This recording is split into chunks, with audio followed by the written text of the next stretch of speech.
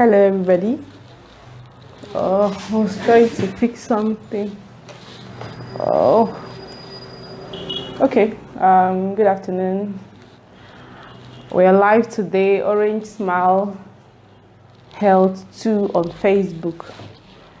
So we have started our regular on hypertension this time.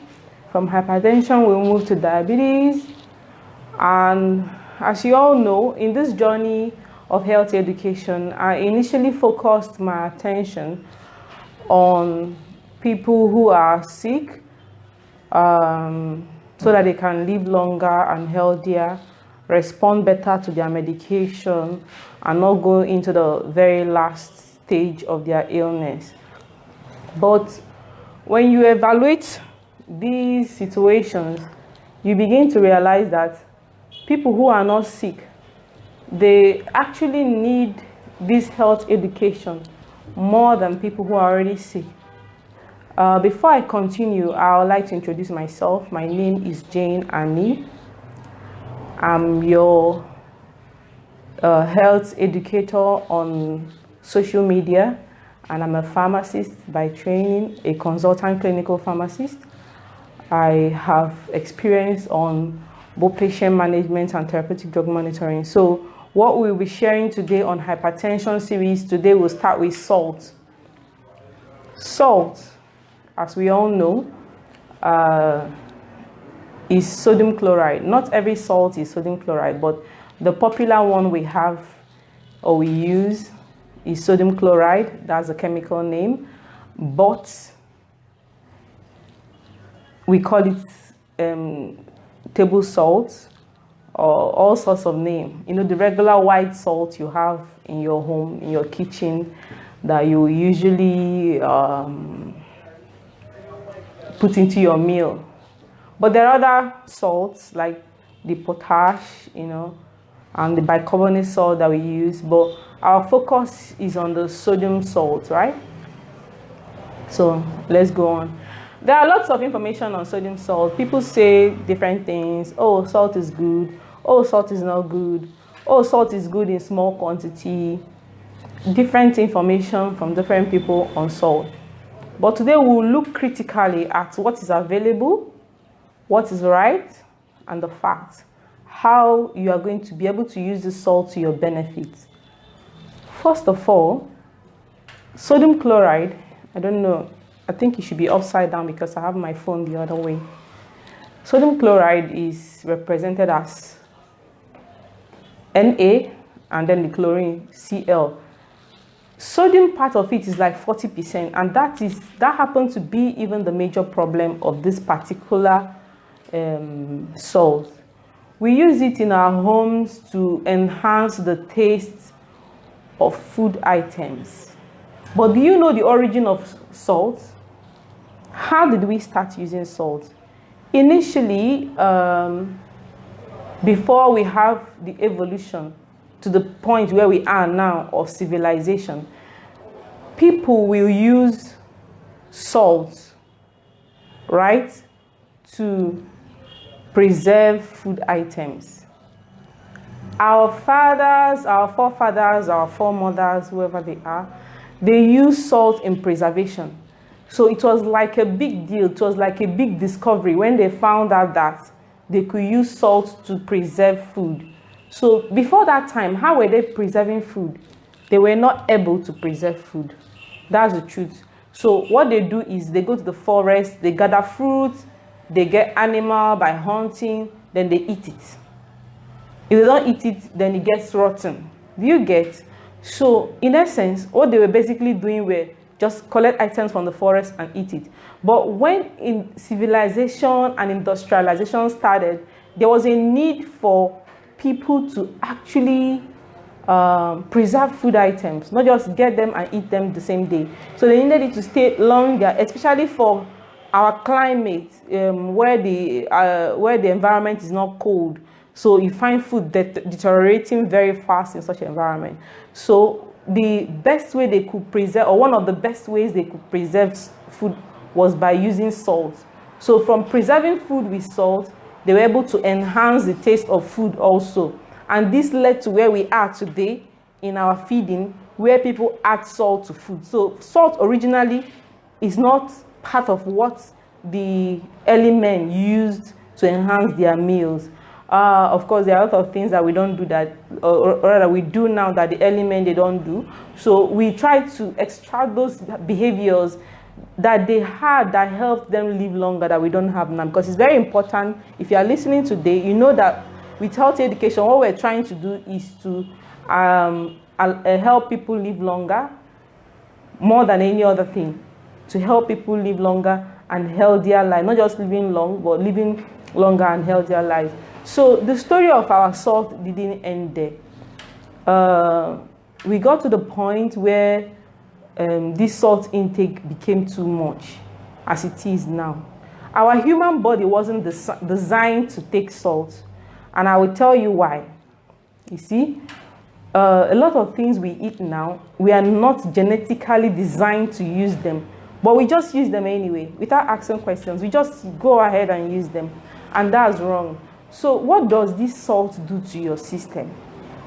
That's one of the first things we'll talk about today. What does salt do to your system? You know, salt has been implicated not only in hypertension, but in many things. So because we're talking about hypertension series today, we will look at what salt does to your system with regards to hypertension. Salt, as it is able to cause high blood pressure. How does this happen? It pulls in a lot of water. It causes what they call water retention. And by this water retention, the pressure is raised. The best way I can describe it for you is if you have an item and you force more water into it, more than its capacity, for instance, or increase its inbuilt pressure. So what happens is that there is an increase in pressure in the blood vessels and including the heart. And this is what you read when you read your blood pressure. You say, what is the pressure? The pressure of your blood, in essence, is just pressure of your blood. Pressure of the organs or the vessels carrying your blood is too high. And salt is said to be implicated in this. Apart from directly raising the blood pressure, salt is also known to attack the arteries. The artery is like one of the vessels that carry your blood, right? So what does salt do? Salt is able to stiffen it. That's the word I will use. To stiffen the arteries. And there's a research that was done, and this research talked about trying to use vitamin C, right? You know, vitamin C is an antioxidant, and I gave a lecture on antioxidants, and I don't think we're going back to that today. But if you go back to that lecture, you understand what an antioxidant does. Antioxidant helps your system. So oxidants do not help your system. I don't know if you understood that.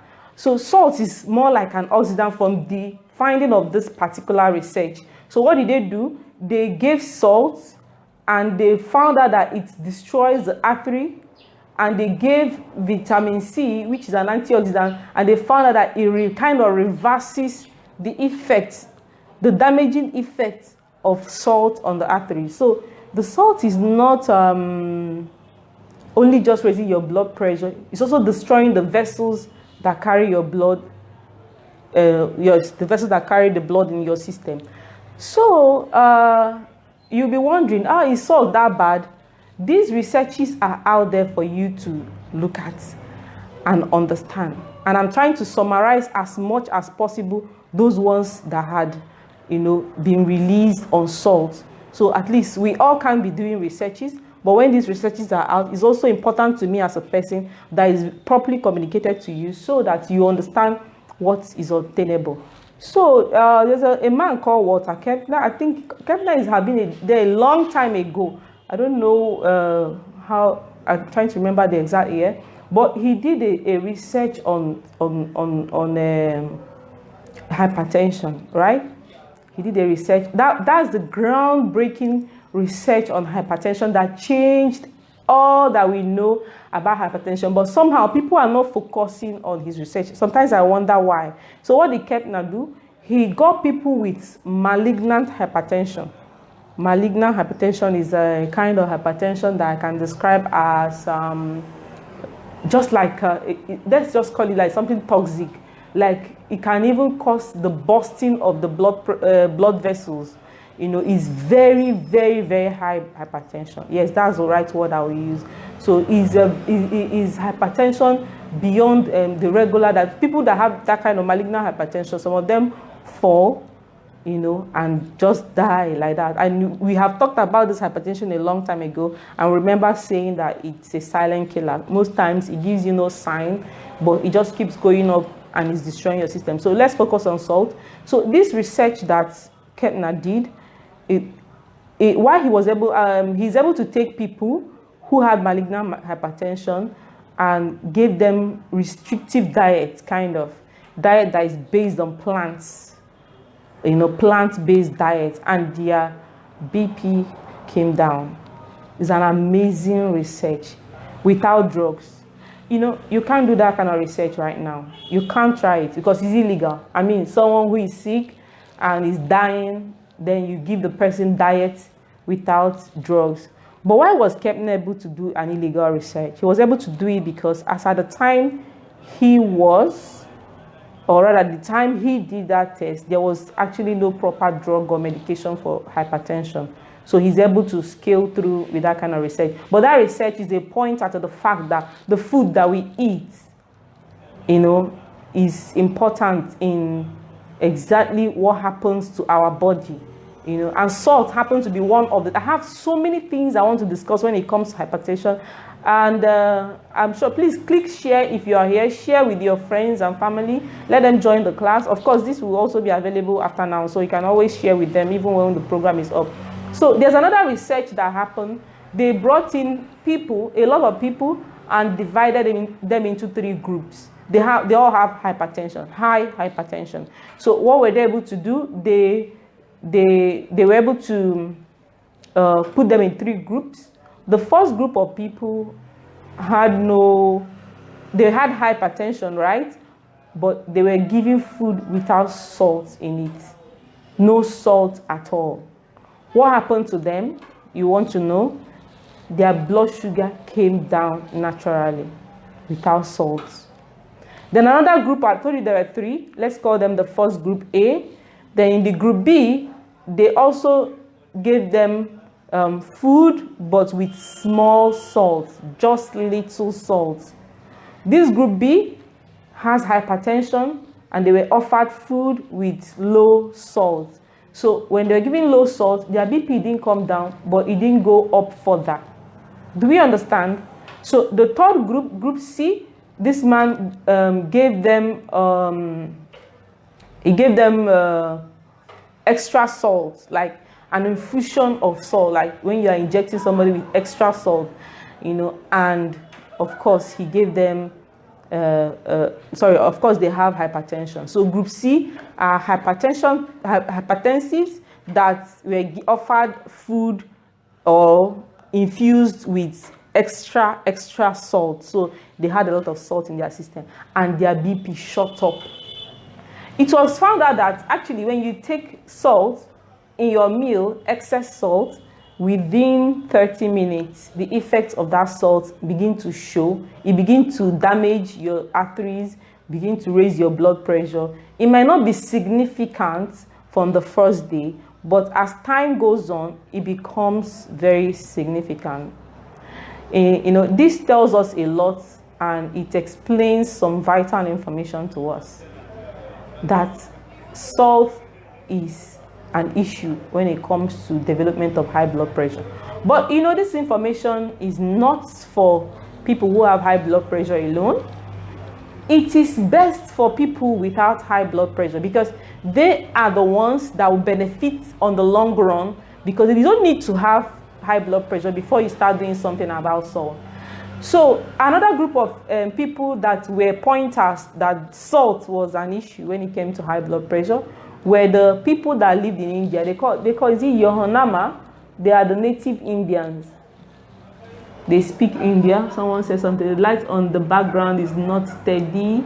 I'm watching. I'm so sorry. I have a ring light. Somehow The ring light went off for some reason, but we will conclude the meeting anyway. Sorry about that. So another group of persons that are pointers to the fact that salt is an issue when it comes to high blood pressure are the native Indians, the Haname. So they discovered them. They are not exposed to our kind of world, our kind of civilization. They were people who lived on strictly vegetable diets, majorly on vegetable, not strictly, majorly on vegetable diets. And when they checked their blood pressure, guess what? Their blood pressure were reading 95/65. If you know about blood pressure reading, I think we have discussed something about blood pressure reading before now. But if you know about blood pressure reading, they'll tell you the blood pressure of an adult is about 120/80, right?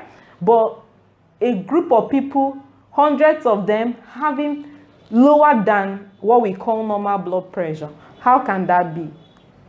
They don't eat salt. It's amazing. They do not eat salt. So what happens to these people? You know, they are able to retain the blood pressure of a baby. Why? Because of the issue of salt. But I couldn't have said, oh, is it only the fact that they don't eat salt? Can't it just be that there are other good things they were doing? Of course, they don't eat French fries. They don't have pot belly. They exercise. They don't enter the car. They walk with their legs. Of course, all those things will have been contributing. But with other researches I've mentioned before, you could see that salt is one of the major reasons that these people could live at the age of 70 with the blood pressure of a baby. No, something is wrong with how we're living our life in this modern day. Something is terribly wrong. So, looking at all those things that we have discussed now, you can agree with me that we need to bring down how much salt we take in, right? So the American Health Association came up with the story that we need to eat not more than 1,500 milligrams of salt, which is like 3/4 of a teaspoon. Do you know what a teaspoon is? The tiny spoon that you use for your baby, that's a teaspoon. So 3/4 of it is what you are allowed to consume in a day. But the truth is this, right? If you can avoid salt totally, then somebody says something, okay. If you can avoid salt totally, it's better than reducing it to 1,500. I can tell you that cumulatively, the food you eat morning, afternoon, and night, if you check it, you can't get 1,500 milligrams. It will be more than an average human being can eat up to, what is 4,500 milligrams of salt a day, and we are always hitting above the limit, and that's so wrong. And that's so wrong. At the end of the day, this salt increases your blood pressure. When you're 20, it keeps increasing. Imagine what you're doing every day, 30, 40, before you know it begins to show. It begins to show. It doesn't really show from day one. Not like, oh, if I eat salt today, it's going to show. So this requirement by American Heart Association, giving us 1,500 for those who have developed high blood pressure. That's the one we call the restrictive DASH diet, right? There are 2 stages of DASH diet, but this restrictive one, we'll also look at it. The restrictive DASH diet, even at that 1,500, if you remember the first study I told you about, the one that was divided into three sets of people, they did a study on them, you will realize that people whose blood pressure came down are those who stopped to eat salt. You know, stopping to eat salt is not easy. Let's even face that aspect. It's very, very difficult. When you say you want to stop eating salt, please, if you are here and you like what we're doing, you can help us share on your timeline. Even if you watch this after the program is over, you can still help us to share to friends and family so that we'll have more people hearing this good news. So, I was talking about being able to stop eating salt. So that's our next topic. How can you stop eating salt? You know, when I travel to a certain country, I realized that they don't really eat salt. They don't really eat our normal seasoning cubes and all that. Their foods were like bland, and I was really making noise about Nigeria, how our food is very nice, how we have a lot of, we have a lot of seasonings. I don't want to call anybody's name, right? Our food is always very sweet now, party jollof rice. I couldn't just stand it. Everything they ate was bland. I was very uncomfortable. I just thought, I'll eat a lot of biscuits till I leave this country, But, we went for a training, and now I'm realizing how foolish that is, right? Because they are not exposed to so much salt, and their system, they don't even really need it. You get what I mean?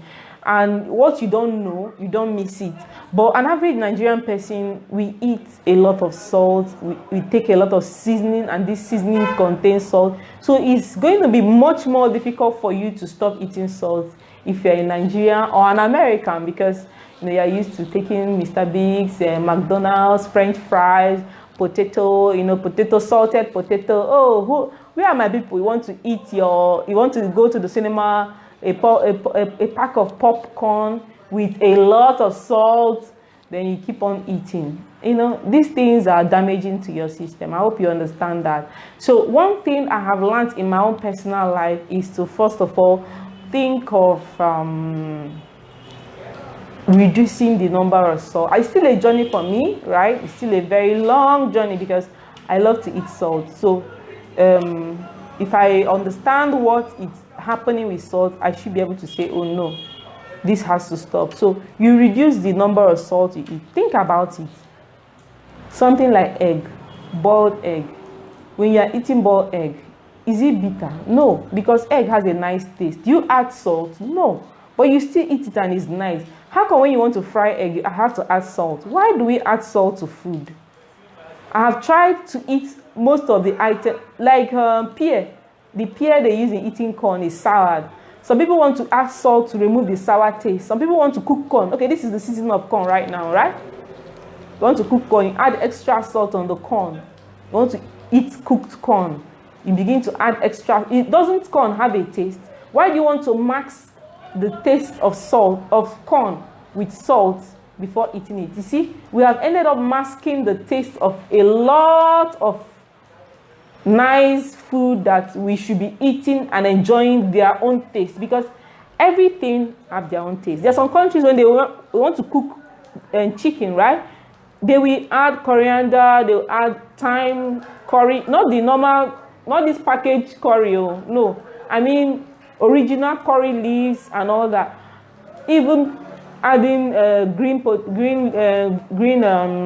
pepper and co. So these items add flavor to the meal, not necessarily taste of salt, right? And it's a journey. If you want to start doing it, by the time there are some group of people that they did an experiment on, they started doing it. After 2 weeks, they couldn't taste salt again. They stopped eating salt. It only took them 2 weeks for their taste bud to, let me say, rejuvenate and resist salt. Like when you now bring salt to them, they don't want it anymore. So the idea of my wife cooked this food is not sweet. You didn't add enough salt. There's no salt in this food. It's not to your benefit. We're all going to pay for any wrong step we took. And when it comes to health, even if you don't know, it's not an excuse. You are doing something wrong to your body is going to pay for it later on. I have patients that are sick, either with diabetes or hypertension, probably that at the end stage, there's really nothing anybody can do, and they can't even exercise. Is it that time they can't exercise because, there's some people that are so sick they can't stand up from the bed. You know that, right? Is it that time you start telling the person, learn how not to eat salt? So why not learn how not to do these things now? You understand what I mean? So the essence of you receiving this education early is so that you are able to use it and get the full benefit. Truth be told, anybody with hypertension, diabetes, and will not benefit maximally from a health education like the way somebody who is not sick will benefit. So this is just one topic out of the myriads of topic on hypertension, right? And I take the cycles every time. This particular one where I'm starting soon is the 5th cycle. So if you come inbox to ask about it, it's just for a small fee. I think we have fixed it now for the general public at 2,500 naira or so for the training. And you also get a book on hypertension that is something you can use as a Bible to, sorry, not the Bible. I wanted to say the hypertension Bible, right? Manual, right? Let me rather use that word. That will help you on a daily basis. You can see what are the things I can change. But you see, we're just talking about one food out of the many that you're not eating right. Then we're not even started talking about, I didn't say food. Did I say food? I meant to say one ingredient, right? Yeah, that you're not using right. Imagine when we now talk about things that you should be using. Because people don't know. People think about diabetes. They say, oh, diabetes, I know what to take to reduce my blood pressure. Yeah, right. But there are specific, sorry, not to reduce my blood sugar. But in diabetes, they don't really know what to do to reduce their blood pressure. I see people come to say, I bought the supplement online. They said that, the seller said that Joke Silva used it. I say, which seller told you Joke Silva? You know, this marketing, it kind of spoils a lot of things for us, right? So you are buying supplements for blood pressure. That's okay. That's fine. But there are habits, there are foods that you are taking the wrong way or you're not taking that you should know about. And when you come to the hospital to meet us, the truth is that the doctors, nurses, pharmacists, everybody is overworked. This is Nigeria. We are all overworked. There's no time to listen to one patient, start counseling the patient. After I finish talking to that person, you come to another person. So that's why this sort of health education is very important. When you come to our class, it's going to be not a private class kind of, but everybody that registered for the cycle, because this is the 5th cycle. So very soon we'll close the registration for the 5th cycle. We will help to explain to you how best to manage your life. And honestly, I didn't think of doing anything online that will come at 2,500 because it's a lot of work that goes into this thing. But I thought about the fact that people who need this most are young people like me and you, right? We are not really young anymore. All of us above the age of 20, we are no longer young that way. So I also want you to invite your old parents. Somebody asked something, educating couldn't have been better handled by, thank you so much. Thank you so much. Dear colleague, welcome. Oh, thank you, Nkechinyere. Thank you, everybody. Okay, if there's any question you want to ask, I'll be willing to answer. So I was saying something. You can also bring in your old parents, right? Of course, before I think the 2nd or 3rd cycle I did, I invited my mom into the group. Reason why you do this is that we don't even need the person to know how to read, right? We first of all release audio so that you can play it as you're going to work, as you're going on your own, so that you hear this information, you hear it over and over again. You know, the fact about changing your lifestyle is not easy. Imagine telling a 60-something-year-old woman to change her lifestyle. You shouldn't tell your parents to change their lifestyle. Allow us that are professionals to guide them on how to change their lifestyle so that they can live longer and live healthier. Health information is something that people should invest a lot in. People should invest more on it. No matter how much you have, as long as you are not healthy, I can tell you this, you will not enjoy all that you have. I've seen people who are not even, let's forget about rich people. Say, okay, somebody who is rich cannot enjoy his money because he's sick. No. Even people who are spiritually strong, when your body is sick, the spirit, trust me, is going to have a problem because the spirit needs the body to be able to activate some things. So taking care of your body should be the most essential. Don't take this education, I bring it to you, say, oh, nice. Think of how to use it to change your life. We've discussed extensively about salt. You know, I don't think I mentioned to you items that have salt, right? Some people worry, they say, oh, if we stop to eat salt, won't we have a problem? No, you will have no problem because so many of the vegetables you have, those green vegetables, they contain enough sodium for your system. And trust me, the natural occurring ones are the best that you can use. Not these salt shakers, refined salt you add in. Some people even add potash, you know. which may be gotten raw from the river or something, and maybe contain lead and some impurities, unpurified product. So you see, you have to be careful of the things that you expose your system to. One of the things I've seen that is consistent in the life of people who have this high blood pressure is the use of salt.